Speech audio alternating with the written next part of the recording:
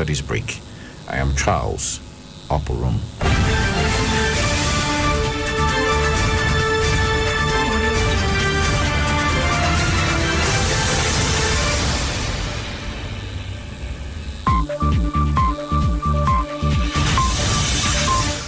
Now the news in detail.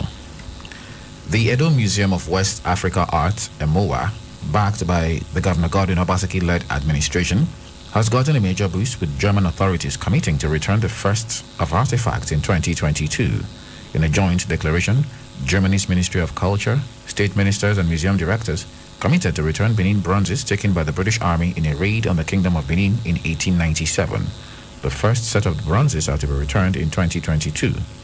Governor Obaseki has been at the forefront of calls to return the artifact with his engagement with the Benin Dialogue Group, culminating in the setting up of the Legacy Restoration Trust, which has now secured funding and support for the construction of EMOA and excavation of relics of the old Benin Empire, including the famous Benin Moat. The first set of buildings for the museum is proposed to be ready by next year. The declaration also outlines plans for the return of the first pieces next year and commitments for additional restitution. The declaration also requires museums in possession of Benin objects to establish and document their provenance.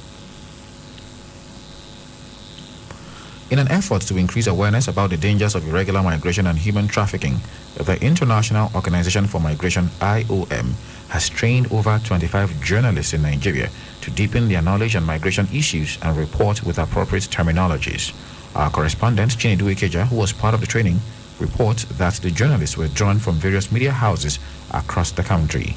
With an understanding that migration is part of human experience, the International Organization for Migration, IOM, has decided to strike a balance between working to reintegrate victims of trafficking and irregular migration and creating awareness about the dangers.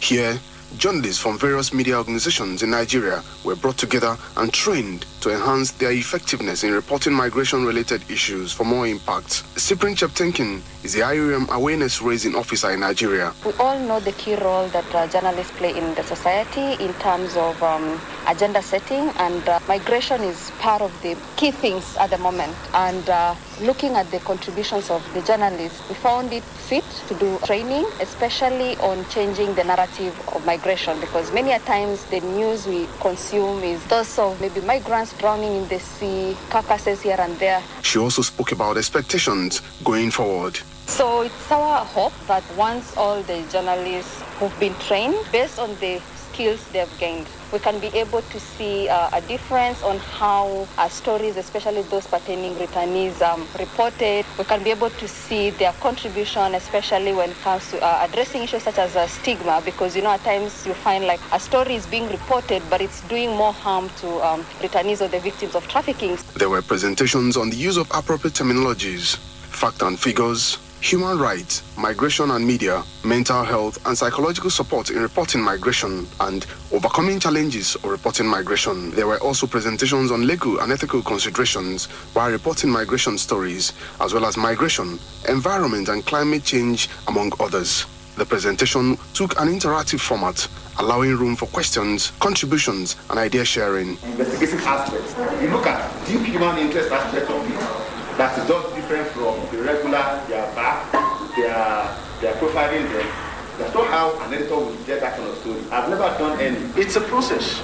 It will not be perfect in one day. It will take time. And the more we have an engagement of this nature, the more we discover other means in which we can approach this situation as they come. For some of the journalists, it was an eye-opening experience. I learned a lot, but the most impactful so far was the terms and terminologies. There are so many things that I mumbled actually very ignorantly, but now I know a lot more. So yes, it has been very exposing and enlightening. I think the most impactful part of the training for me would be hearing from some of the attorneys, hearing how the experience really was for them. It's different if you're just telling the story based on what you're reading. Others are eager to return to their desk to implement these new set of skills and knowledge in their reportage. As a participant, I will look at changing the narrative. The reportage has been more of a conventional thing, everybody reporting the same thing. But coming here, to get more awareness on how to report irregular migration stories change my orientation. So those who will be reading my message now will now see a new format, a new dimension to irregular migration reportage. The last day of the training featured an interactive segment with members of Migrants as Messengers, MAM, who share their experiences and motivation since their reintegration by the IOM. Next batch of the training will be for editors of various media organizations by June this year. Chinedu Ekeja, KUFM News.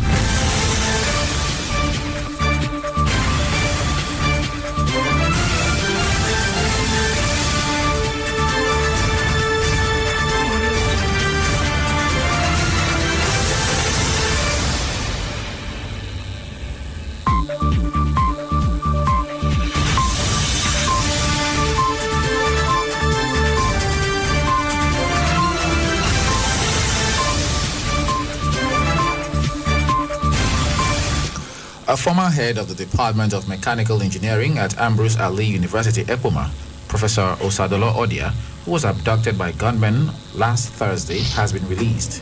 The wife of the professor, Dr. Amai Bure, confirmed on Sunday that her husband was released by the kidnappers on Saturday and that he has since been reunited with his family.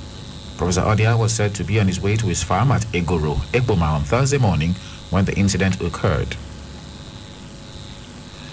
A criminal court sitting in Benin City has exonerated two indigenes of Kolokolo community in Edo State, Victor Asukurato and Modukwe Sunday, from a two-count charge of conspiracy and armed robbery. The presiding judge, Justice Ohimai Obiagile, discharged and acquitted the duo following the inability of the prosecutor to prove their case beyond reasonable doubt. While giving his judgment, Justice Obiagile pointed out that the statement of the petitioner was devoid of credibility, while the testimonies of the second and third witnesses lacked merit. He further said the testimony of the fourth witness was evidently useless. Therefore, the judge said he finds the two defendants not guilty of the charges brought against them and discharged and acquitted them. Lead counsel to the defendants, Olaiwola Afolabi, described the judgment as a landmark one. First and foremost, we're not surprised about the judgment. Because when you appear before the judge, Justice Obiagele, you know you are coming for justice. He has a PhD in law, and we're very happy. When they brought the case to us, we found that they were just arrested for nothing because the DPP has already made a no case for them. Later, they now brought them back to court, and we researched into law, we researched in the day, in the night, and in the afternoon, and that's the result. They were set free. Right now, we're going to file a civil suit against the complainants because they knew there was no case at all against them. Counsel to the petitioner was unavailable for reaction to the judgment. The judgment, however, put to rest the case that has been on since August 2018. In other news, the office of the Independent National Electoral Commission (INEC) in Esenudim local government area of Akwa Ibom has been set ablaze by hoodlums. Resident Electoral Commissioner for Akwa Ibom, Mike Igini, reported the incident which occurred in the early hours of Sunday. Facilities at the DSS office located close to the INEC office were also destroyed. According to a statement by the National Commissioner and Chairman, Information and Voter Education Committee, Festus Okoye, the police were already investigating the fire incident.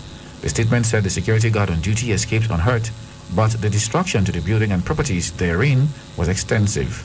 The INEC Commissioner raised the alarm that if unchecked, the attacks may constitute a setback on the Commission's preparations, including the ongoing conversion of voting points to polling units, the forthcoming continuous registration of voters, and the conduct of polls. The chairman of Yagba West local government area of Kogi State, Pius Kolawole, was on Saturday abducted by unknown gunmen. Kolawole was kidnapped on his way to his hometown of Egbe, the border town between Kogi and Kwara states. However, the State Commissioner for Pension Board, Solomon Adebayo, who was in the same vehicle with the chairman, was shot by the abductors.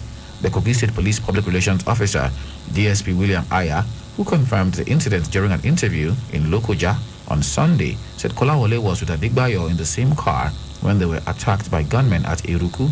Aya said Adebayo was hit by a gunman's bullet and died in the process. Meanwhile, the Kogi State Police Command said it has commenced search for the whereabouts of the Yagba West chairman. Coming up in a moment on our business news, NERC approves tariff review applications for discos. Stay with us, please. 1,000, 2,000, 3,000, 1 million, 2 million, 3 million, 600 billion, and the last kobo. Oh yes, we follow the money. It's all about the business and the business of business. The gains and the losses. The bulls and bears. the rise and falls, the risk and the satisfaction of seeing the last kobo rise to millions. On KUFM's Business News, the simple and complex jargons of business just make sense. Get the trending news on the morning market, forecast, investment opportunities, policy changes, and other breakout information on the ever-busy world of business. KU Business News, Monday to Friday on our news dawn, 6:30 to 7 a.m. Welcome back. You're still on to News Dawn on 92.7 KUFM Benin City, and on business. The Nigeria Electricity Regulatory Commission, NERC, has approved new extraordinary tariff review applications, performance improvement plans, and capital expenditure for electricity distribution companies effective from 1st July 2021. They shall be effective till 30th of June 2026. The Minister of Power, Engineer Saleh Maman, at the weekend allayed consumers' fears there will be no significant tariff increase. In a statement in Abuja, the minister said instead of significant hike in electricity tariff, Nigerians should expect increase in efficiency in the sector to reduce tariffs while managing headwinds from foreign exchange and inflation. The clarification came amidst reports of possible major increase in the price of electricity that has dominated the public space. Maman explained the order issued by NERC on the 26th of April 2021 titled Notice of Minor and Extraordinary Review of Tariffs for Electricity Transmission and Distribution Companies was a routine procedure. He said the review planned by NERC is in accordance with Section 76 of the Electric Power Sector Reform Act of 2005. But in the NERC orders issued to the different discos on Sunday, they were about applications for extraordinary tariff review, performance improvement plans, and capital expenditure for the next 5 years, beginning from 1st of July this year. And that's it on business. And in sports now, officials postpone Man United and Liverpool clash after fans storm Old Trafford. More to come on our sports bulletin shortly.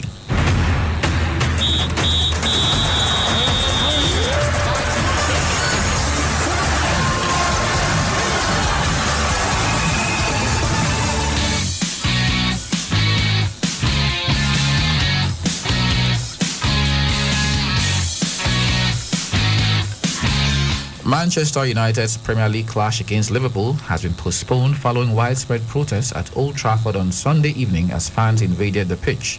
The fixture between the two old rivals was being targeted by home supporters as a continuation of their recent discontent over the Glazer ownership of the club. While the planned kickoff time of 4:30 p.m. was initially delayed, that plan was scrapped following talks over the safety of those involved, including players. As well as numerous groups forming outside the ground, many were spotted on the Old Trafford pitch just hours before their fixture was due to start. The latest protest comes after a large-scale gathering outside the ground following the failed European Super League plans, as well as a training ground meeting. A statement by Man United on Sunday evening confirmed that the match has been postponed as discussions between the police, the Premier League, Trafford Council and the clubs due to safety and security considerations around the protest on Sunday. It further said the discussions will now take place with the Premier League on a revised date for the fixture. And finally, in sports, Inter Milan have been crowned champions of the 2020-2021 Serie A season, their first title since 2010. The Nerazzurri were confirmed as winners after Sassuolo drew 1-1 with second-place Atalanta to assure Antonio Conte's side of the league crown. Inter beat Crotone 2-0 on Saturday to allow them to grasp the trophy with one hand. They are 13 points clear in first place with 4 games remaining, and the triumph ends a run of 9 consecutive title wins for Juventus. This year's league success marks their 19th Serie A trophy, which means they have now overtaken city rivals AC Milan, who have 18 titles, to become the second most successful club in league history behind Juventus with 36 league wins. And that's it on sports. And with that sports story, we come to the end of our package this morning. But before we leave, a quick recap of the headlines.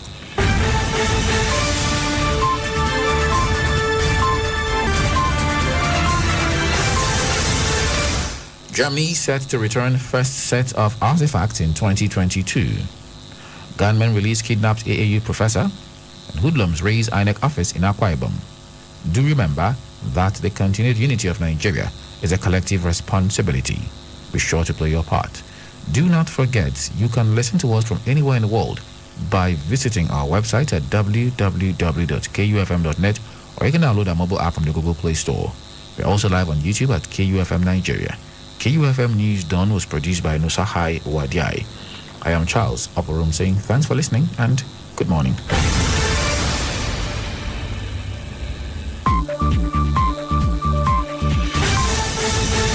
92.7 KUFM News. Concise, precise, balanced, unbiased. We are live from Benin City to the world. This is 92.7 KUFM News Dawn. KUFM 92.7. Turn on excitement.